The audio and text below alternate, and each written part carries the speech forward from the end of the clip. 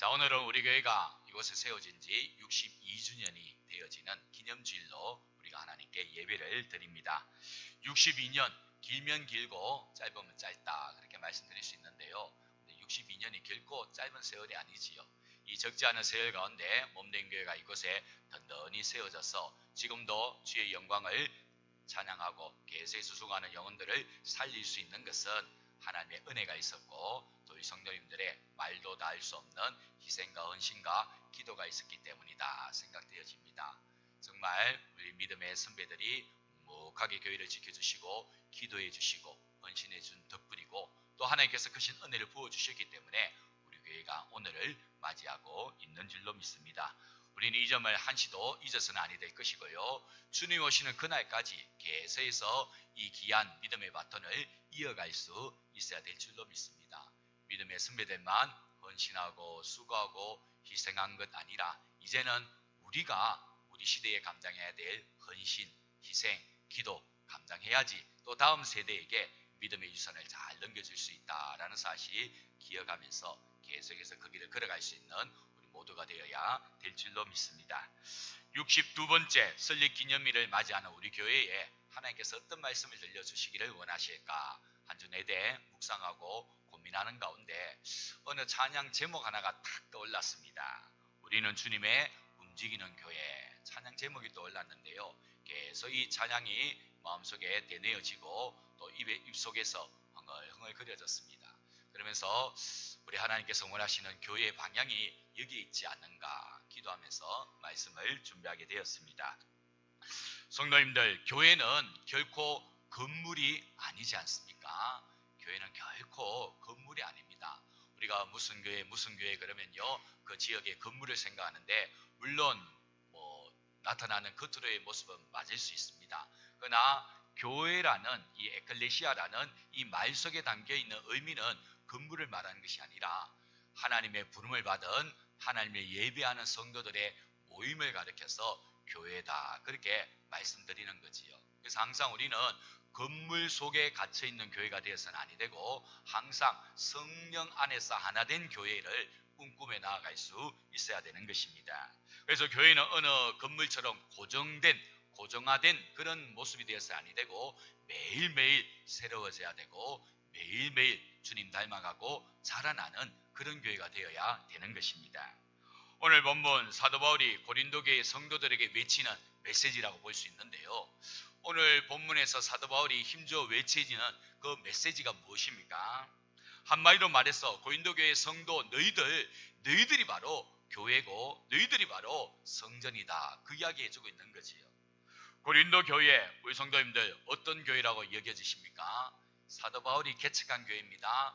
1년 6개월 동안 그곳에서 머물면서 자신의 천막 만드는 일을 하면서 생계를 이어가며 세운 교회가 고린도 교회입니다. 자, 고린도 교회 그러면 어떤 교회여야 합니까?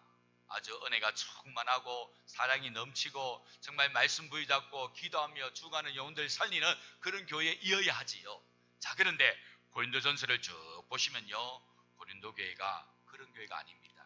고린도 교회 보시면요 맨 처음에 이 고린도 교회 안에 무려 4개의 파가 있습니다. 고린도 교회 그리 큰 교회가 아닐 텐데 수천 명 되는 그런 교회가 아닌데 그런데 그 속에 이미 개척한 지 얼마 안 됐는데도 불구하고 4개의 파가 서로 자기 주장에 옳다라면서 어르렁거리고 있더라라는 것입니다. 자, 4개의 파 여러분 어떤 파인지 아십니까?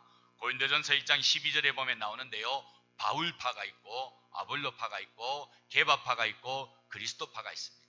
그래서 게바라는 것은 베드로를 이야기하지요. 그래서 바울이 최고다 아니다 성경 박사인 아볼로가 최고다 뭐라고 말하느냐 예수님의 수제자 베드로가 최고지 에이 그거 다 의미 없다 그리스도가 최고 아니냐 그러면서 이 4개의 파가 서로 자신들의 주장이 옳다라면서 옥신각신 어리렁거리고 있더라라는 것입니다.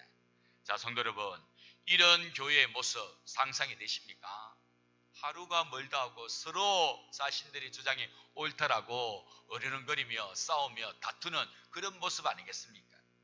자, 그런데 이런 모습만 있는 것이 아니라 고린도전서를 쭉 보다 보면요 5장에 보면 교회 안에서 음행 사건이 일어나는 걸 보게 됩니다. 6장에 보면 세상 법정에다가 한 형제 지체된 성도를 고발하는 사건이 일어나는 걸 보게 됩니다. 그 이후에 보면 우상에게 바쳐진 재물을 먹는 일들, 또 성만찬에 무분별한 남용하는 일도 일어난 걸 우리가 볼 수 있죠. 이처럼 문제가 득실득실거리는 교회가 바로 이 고린도 교회였다라는 것입니다. 자, 이런 안타까운 소식을 사도 바울이 제3차 전도 여행 중에 저 에베소에서 듣게 되어집니다. 자신이 개척한 교회고 그렇게 1년 6개월 동안 온 헌신과 심혈을 기울여 세운 교회인데 그런 교회가 지금 이런 꼴이 되었다는 소식을 기꺼이 들으니까요, 이 사도 바울이 인간인지라 참 마음에 무거움이 생기지요. 힘이 빠집니다. 하나님, 이게 도대체 무슨 일이란 말입니까? 그렇게 정성대로 세운 교회가 왜 지금 이런 모양이 되어 있습니까? 가슴이 참 미어지고 답답하고 찢어지겠지요. 자, 그런 마음이 오늘 말씀 가운데도 잘 나타나고 있는데요. 자, 우리 이런 배경을 가지고 오늘 본문 말씀 우리 다시 한번 읽도록 하겠습니다.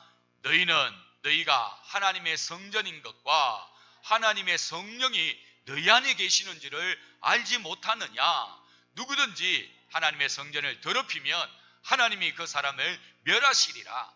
하나님의 성전은 거룩하니 너희도 그러하니라. 아멘. 사도 바울의 마음이 느껴지십니까? 지금 그와 같은 상황이 벌어진다는 것을 사도 바울이 에베소에서 듣고요, 편지를 썼습니다. 편지를 쓸 때 그냥 쓰겠습니까? 정말 가슴이 미어 찢어지는 그런 마음으로 쓰지 않겠습니까? 그러면서 외치는 바가 무엇입니까? 너희는 성령이 거하고 계시는 성전이 아니냐? 너희는 바로 교회다. 너희가 바로 교회 아니겠느냐? 그런데 어찌 이런 모습이 내 귀에 들려진단 말이냐? 그 이야기를 하고 있는 것이지.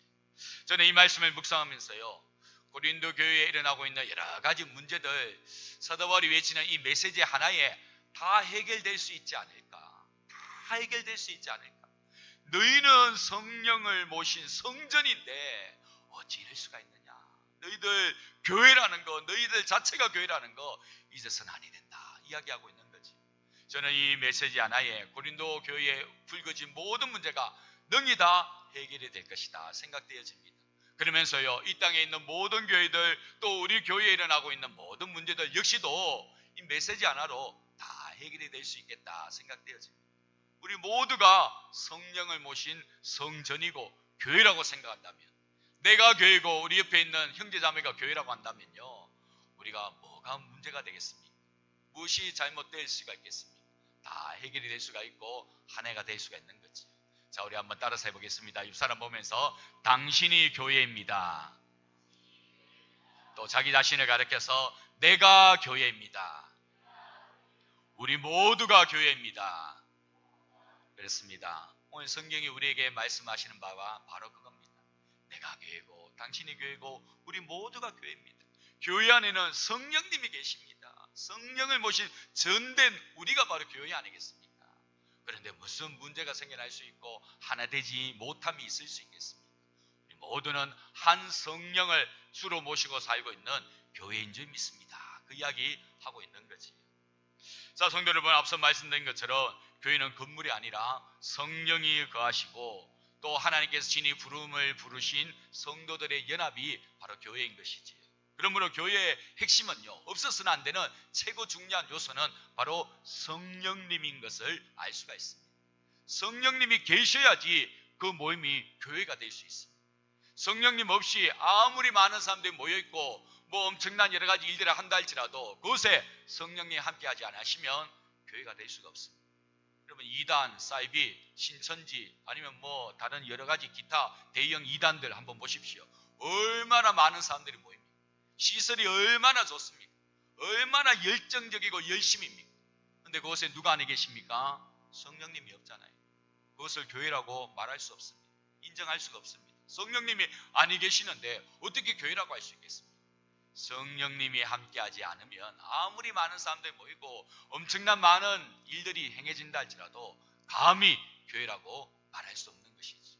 그러나 비록 작은 모임일지라도 두세 사람이 모여 주의 이름으로 하나님의 찬양한다 할지라도 그것에 성령님이 모이면 그곳이 바로 교회가 되는 줄로 믿습니다. 너희가 하나님의 성전인 것과 하나님의 성령이 너희 안에 계시는 것을 알지 못하느냐. 우리는 이 부분을 놓쳐버리면 더 이상 교회로서 존재할 수 없다는 사실 꼭 기억하고요. 항상 우리 가운데, 우리 모임 가운데 성령님이 함께 하셔야 된다는 사실을 잊어서는 아니 될 줄로 믿습니다. 구약시대의 성전은요, 하나님의 임재가 있는 특별한 장소에 있습니다. 그래서 구약에 있는 성도들이 이 성전으로 가면 하나님을 만날 수 있다, 하나님을 예배할 수 있다, 그런 믿음을 가지고 성전으로 나아갔었지요. 그러다가 이제 예수님이 이 땅에 오시고 십자가 부활 사건 이후에 성령의 강림 사건으로 교회가 태동하는데요, 이 교회는요 더 이상 건물이 아니었습니다. 예수 그리스도를 주로 고백하고 하나님을 예배하는 성도들의 모임이 바로 교회였던 것이지. 그래서 초대교회 모습을 보면요, 이런 교회의 건물 형체를 가지고 있는 것이 아니라 가정에서 모였습니다. 마가의 다락방에서, 또 어느 집에서, 그래서 함께 곳에서 함께 예배드리며 교회가 이루어진 것이지. 그런 교회가 어느 특정 지역에 국한된 것이 아니라 옮겨 다닐 때마다 교회가 하나씩 하나씩 생겨나게 된 것이지. 그렇게 해서 이제 초대교회가 생겨나게 되어지고, 이제 어느 정도 시간이 지나면서 건물이 세워지면서 곳에 모여 하나님을 예배하게 되어진 것입니다. 그러나 그렇다고 할지라도 항상 우리는 교회는 건물이 아니라 바로 성령님을 모시고 우리 주 예수 그리스도를 주로 고백하면서 예배하는 그 모임이 교회라는 것을 우리는 잊지 말아야 되는 것입니다. 그래서 주님의 움직이는 교회, 오늘 설교의 제목처럼 항상 교회는 하나님을 모시는, 그러면서 살아있는, 움직이는 교회가 되어야 되는 것이지요. 이번에 인도네시아 비전 트립에 갔을 때 우리 모든 비전 트립, 또 성도님도 영상을 통해서 보였을 듯이 이곳이 교회인가 생각이 될 만한 그런 교회가 있었습니다. 그러니까요, 그냥 판자로서 이 네모 칸만 만들어 놓은 그런 상황입니다. 이것이 교회인가? 바람이 불면 먼지가 불불 날리고요, 비가 오면 비가 들이칩니다. 뭐 조명 시스템 이런 거 특별하지 않습니다. 뭐 방송 시스템 하나도 없고요, 그냥 위에 더우니까 선풍기 하나 팬으로 돌아가고 있는 그런 상황입니다. 제가 사진을 찍어가지고 꼭 설교 시간에 한번 활용을 해야 되겠다 해서 사진 찍은 것이 있는데요, 한번 볼까요? 예, 바로 저 교회입니다. 아마 우리 보고를 통해서도 이미 익히 들은 그런 교회인데요, 보시면 여러분 뻐끔뻐끔 뭐 합판 사이에 빛이 들어오는 걸 볼 수 있지요.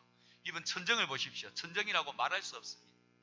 바닥 보십시오. 그 먼지가 풀풀 날리는 그런 곳이, 그냥 우리가 흔히 사용하는, 행사 때 사용하는 그런 이 접었다가 펼칠 수 있는 그런 의자들만 쫙 깔려있는 그런 상태입니다. 여러분, 참 교회라고 말하기가 좀 그렇지 않습니까? 그런데 우리가 저곳에서 예배드리고 우리 비전 트립팀이 다 돌아오면서요, 한결같이 어떤 마음이 있었냐면, 처음에는 여기가 교회인가 그런 마음이 들었는데요, 돌아오면서 이곳이 교회구나 그런 마음이 들었습니다. 왜냐하면 저곳에서 함께 예배드리는데요, 성령님이 강력하게 임재하십니다. 함께 하나 되어 하나님을 찬양합니다. 더 이상 시스템, 뭐 건물 이게 문제가 되지 않습니다.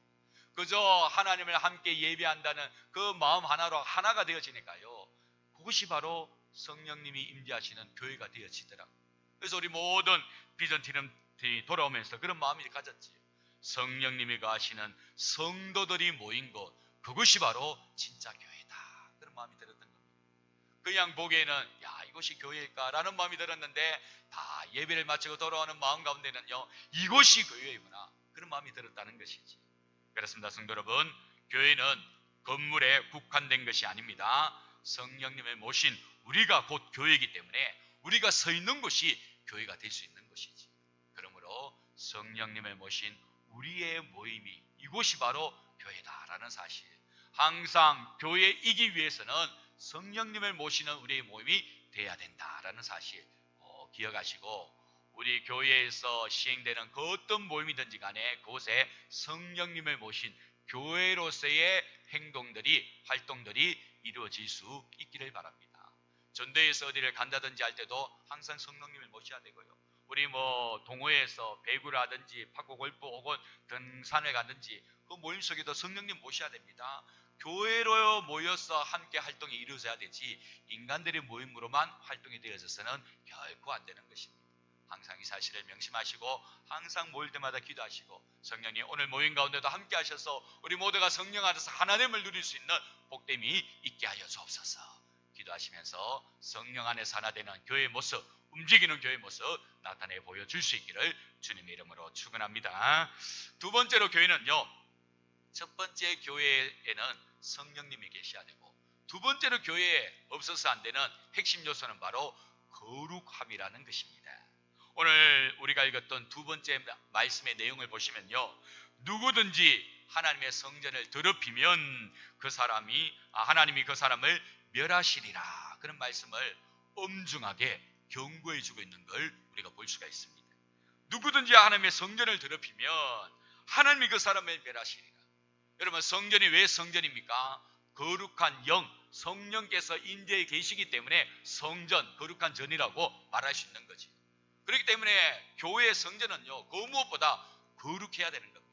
여러분, 거룩함의 반대말이 무엇입니까? 거룩함의 반대말, 어린아이들에게 물어보면 이런 말을 하지요. 안 거룩함 그럽니다. 안자만 붙으면 다 반대말이 되니까. 여러분, 거룩함의 반대말은요, 세속함입니다. 세속함, 세상적인 것, 그게 바로 거룩함의 반대말입니다. 교회는 거룩해야 됩니다. 거룩한 성령께서 거하시고 계시기 때문에 거룩해야 되는데, 이곳에 세상적인 것들이 막 들어옵니다. 좋으면 좋은 것이 아니냐, 그런 식으로 세상적인 것이 다 들으면요, 더 이상 교회와 세상은요 모호해집니다. 구별이 되지 않습니다. 여러분, 그런 곳에 성령께서 거하시겠습니까? 이가봇 하나님의 영광이 떠나버리고 말지요. 더 이상 거룩한 영께서 거할 거룩한 처소가 되지 못하기 때문에 그냥 떠나가 버리고 마는 것이지. 교회가 교회로서의 생명력을 잃지 않기 위해서는요, 그 무엇보다 거룩함을 유지해야 됩니다. 다른 말로 말씀드리면 세속적인 세상적 것들이 교회 안으로 들어오지 못하도록 깨어 기도하며 막아낼 수 있어야 되는 것입니다. 그렇지 않고 세상이 이렇게 흘러가고 세상 대세가 이러니까 그래서 받아들이기 시작하면요, 교회는 생명력을 잃습니다. 그러면 미국이나 유럽의 교회들이 왜 그렇게 허물어가고 있습니까? 미국의 교회들이 왜 그렇게 지금 하나둘씩 넘어지고 있습니까? 동성애를 받아들이고 있지요. 교회가 동성애를 받아들이고 있습니다. 나라가, 세상이, 사회가 이렇게 흘러가고 있으니까 교회도 이제는 그게 발맞춰야 되지 않느냐, 그러면서 그거 받아들이는데요, 교회가 하나둘씩 생명력을 잃고 맙니다. 더 이상 세상과 구별이 없다 보니까 모호해지면서 결국은 세상에게 삼키운 바 되다 보니까요, 교회가 생명력을 잃고 말지. 전 세계가 지금 우리 한국교회를 주목하는 이유가 무엇입니까? 유일하게 동성애를 받아들이지 않는 교회가 한국교회입니다. 물론 뭐 다른 몇몇 교회가 있습니다만 전체적으로 민족적으로 받아들이지 않는 교회가 한국교회거든요. 그래서 한국교회가 지금 모든 전 세계 교회의 초미의 관심사가 되어 있습니다. 마지막 보루라고 하면서 한국교회만큼은 넘어지지 말았으면 좋겠다. 우리가 이렇게 저렇게 그냥 쉽게 허용하다 보니까 이제는 되돌이킬 수가 없는 그런 상황이 되어버렸다. 절대 한국교회는 우리와 같은 전철을 밟지 말고 정말 믿음 안에서 거룩함을 지켜주었으면 좋겠다. 그런 바람을 우리 한국교회에게 많이 보내고 있는 거지. 여러분, 동성애뿐만 아니라 세상적인 것들, 뭐 재미와 쾌락을 이야기하면서 하나둘씩 교회에 들어오기 시작하면요, 교회는 생명력을 잃고 맙니다. 여러분, 그 어떤 것이 우리 교회 안에 들어와도 그것이 교회화되어야 되지, 교회의 것이 세속화되어 버리면 그때부터는 큰일 나는 것입니다. 그래서 세상적인 것이 교회에 들어오더라도 거룩함을 잊고 하나님께 영광 돌리는 도구가 되어져야 되는 것입니다. 그럴 때 그것이 진짜 하나님께서 원하시고 바라시는 아름다운 교회의 모습을 띌 수가 있게 되는 것이지요. 오늘 우리가 읽었던 말씀, 성전을 더럽히면 하나님이 그 사람을 멸하시리라 라는 말씀이 나오는데요, 여기서 멸하신다라는 이 뜻은요, 심판하여 다시는 존재하지 못하도록 한다, 그런 뜻입니다. 심판하여 다시는 존재하지 못하도록 한다. 이 말씀을 보면요, 딱 떠오르는 한 사건이 있지요.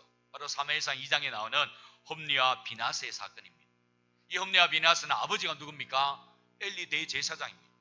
대제사장입니다. 그래서 이 홈리와 비나스도 성전 안에서, 성막 안에서 거룩한 일을 감당하는 제사장의 직분을 가진 자였지. 그런데 이들이 제사장 직분을 가지고 거룩한 일을 행해야 됨에도 불구하고 어떤 일을 행하고 있습니까? 하나님께 구별하여 올려드려야 될 제물을 마음대로 취하게 됩니다. 그러면 아니 된다고 하는데 막무가내로 마음대로 취해버립니다. 심지어는 회막 안에서 수정되는 여인을 겁탈하는 그런 일도 일어나지 않습니다. 성전을 더럽힌 자입니다. 이 성전을 더럽힌 자, 하나님께서 반드시 멸하신다 말씀하시는데 이들의 결국 운명이 어떻게 되고 맙니까? 자, 우리 사무엘상 2장 34절 우리 다 같이 한번 읽습니다. 내 두 아들 험리와 비나스가 한 날에 죽으리니 그 둘이 당할 그 일이 내게 표징이 되리라. 그렇습니다. 성전을 더럽힌 이들 내가 용서하지 않고 멸하리라, 심판하리라 말씀하지. 블레셋과의 전투에서 이 두 아들이 한 날에 다 죽음을 면치 못하는 안타까운 모습을 우리가 볼 수 있지 않습니까? 그러므로 성도 여러분, 교회는 거룩해야 됩니다. 건물이 거룩한 것이 아니라 우리가 거룩해야 됩니다. 세속적으로 흘러가서는 안 됩니다. 세상 따라가서는 안 됩니다. 말씀과 기도 가운데 거룩함을 유지하면서 살아가야 됩니다. 그럴 때에 우리 교회는 우리가 영구표로 삼은 것처럼 주님 오시는 그날까지 우리 주님께서 찾고 찾으시는 바로 그 교회가 될 수가 있는 것입니다. 거룩 잃어버리면 교회의 생명력 잃는다, 하나님의 영광 떠나가 버린다 라는 사실 꼭 명심하시고 우리 모두가 말씀과 기도 가운데 더욱더 거룩해져 가고 세상 것들이 교회 안에 들어오지 못하도록 늘 깨어 기도해야 된다라는 사실 다시 한번 기억할 수 있기를 바랍니다. 자, 이제 마지막으로 한 가지 더 생각해 볼 것은요, 교회는요 움직이는 교회가 되어져야 됩니다. 교회는 움직이는 교회가 되어야 됩니다. 무슨 말씀이냐면 우리가 교회 안에서만 머물러 있으면 아니 된다라는 거지. 교회 안에만 머물고 있으면요 그때부터 하나 둘씩 문제거리가 보이기 시작합니다. 그러면요 굉장히 교회가 어려워지고 힘들어지지요. 교회는요 교회 안에서만 복잡복잡 거릴 것이 아니라 교회의 지경을 자꾸만 넓혀가야 됩니다. 그래서 새생명 전도대로 세상으로 나가야 되고요, 구역 모임으로 세상 속에서도 구별하여 모임을 가져야 되고요, 또 선교하는 일에도 적극적으로 힘써 나가야 되고요, 연합에서 함께 일을 도모하는 일에도 함께 힘을 모을 수 있어야 되는 거죠. 계속해서 교회는 세상 속으로 뻗어나가야 되는 것입니다. 제2차 세계대전 때 독일의 한 마을에서 있었던 일입니다. 이 마을에는 아주 작은 교회 예배당이 있었는데요, 그런데 그만 전쟁 폭격에 의해서 예수님의 손과 발이 날아가고 없습니다. 그래서 그것을 본 많은 성도들이 너무나도 가슴 아파가지고 그걸 만들려고 하는데 전쟁통인지라 이게 여의치가 않습니다. 그래서 애를 썼지만 못 만들자 그때 밑에다가 뭘 적어 놓았냐면 아주 의미심장한 말을 적어 놓았습니다. 사라진 예수님의 손과 발은 이제 우리의 몫입니다. 그렇게 적어 놓았습니다. 사라진 예수님의 손과 발은 이제 우리의 몫입니다. 그러면서요 그 교회의 성도들이 그 전쟁통에서 어려움을 당한 이웃들을 찾아가서 예수님의 손과 발이 되어지는 거죠. 고아들을 양육하고요, 어렵고 힘든 사람들 위로해주고요, 예수님의 손과 발이 되어져서 정말 주위의 많은 사람들을 섬기게 되어집니다. 그랬더니요 전쟁이 끝났을 때 많은 이들이 그 교회 가운데로 발걸음을 옮겼더라라는 그런 예화가 있지요. 그렇습니다. 성도 여러분, 이제는 우리가 주님의 손과 발이 되어서 우리 주위에 있는 많은 이웃들을 도와야 됩니다. 우리 교회가 그래도 매주마다 이제 후반기 사역이 되어지면 만나봉사대에서 맛있는 음식을 장만해서 또 우리 이웃들과 주위에 있는 성도들을 섬기게 되어지지. 새생명 전도를 나가서 예수님의 손과 발이 되어서 복음을 전하게 되어집니다. 저 선교지에 가서 또 주의 사랑을 전하게 되어집니다. 계속해서 이렇게 주님의 손과 발이 되어져서 세상을 향하여 나아가야 됩니다. 그럴 때에 그 교회는요 주님께서 계속해서 역사하시는 은혜 충만한 교회가 될 수 있는 것이지. 우리가 우리끼리만 안에서 복닥복닥거리면서 우리끼리만 하호호호 즐거워해서는 결코 교회라고 말할 수 없는 것입니다. 이제는 우리 주님의 손과 발이 되어져서 세상 속에서 움직이는 교회가 되어져야 될 줄로 믿습니다. 우리 교회가 나아갈 방향, 첫째는 늘 성령님이 함께 하시는 교회여야 한다. 둘째, 세속화되지 않고 거룩함을 지켜내는 교회가 되어야 한다. 셋째는 이제 교회 안에서만 복잡복잡 그릴 것이 아니라 세상 속에서 나가서 예수님의 손과 발이 되는 교회가 되어야 한다라는 사실 기억하시고, 원래 62주년뿐만 아니라 앞으로 계속해서 우리 교회가 설립을 맞이할 때마다 그와 같은 아름다운 열매를 우리 주님께 올려드릴 수 있는 그런 아름답고 복된 교회 되어지기를 주님의 이름으로 축원합니다. 기도하겠습니다.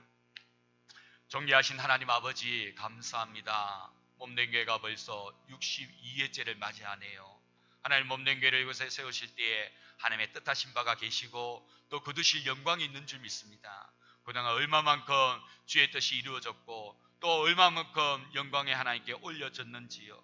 주여, 더 많은 영광에 올려지기를 원하고 더 많은 주의 뜻이 이루어지기를 원합니다. 그러기 위해서는 성령 하나님께서 더욱더 강력하게 역사하시는 우리 교회가 되어야 될 줄로 믿습니다. 무엇을 하든지 간에 어떤 모임이든지 간에 성령님을 놓치지 않는 우리의 모임 되게 하여 주옵소서. 하나님, 교회가 생명력을 유지하는 이유, 방법, 거룩함에 있습니다. 거룩함 놓쳐버리면, 구별됨 놓쳐버리면, 세상과 모해지면 더 이상 교회는 교회로서의 생명력이 없습니다. 주여, 우리 교회가 주님 오시는 그날까지 계속해서 거룩함을 유지하고 주님 앞에 영광 돌려나갈 수 있도록 도와주옵소서. 이제는 우리 교회가 교회 안에서만 머무는 것이 아니라 이제는 세상을 향해 나가서 세상 속에서 우리 주님의 손과 발이 되어야 될 줄로 믿습니다. 우리의 사랑, 우리의 위로가 필요한 많은 주위의 이웃들이 있지 않습니까? 그들에게 다가가게 하시고 또 물질로 후원하게 하시고 돕게 하시고 저 선교지에도 꿈을 꿀 수 없는 아들에게, 그 아이들에게 꿈과 비전을 심어줄 수 있는 주님의 손과 발이 되는 교회가 되게 하여 주시옵소서. 감사를 드리오며 이 모든 간구를 예수님의 이름으로 기도드립니다. 아멘.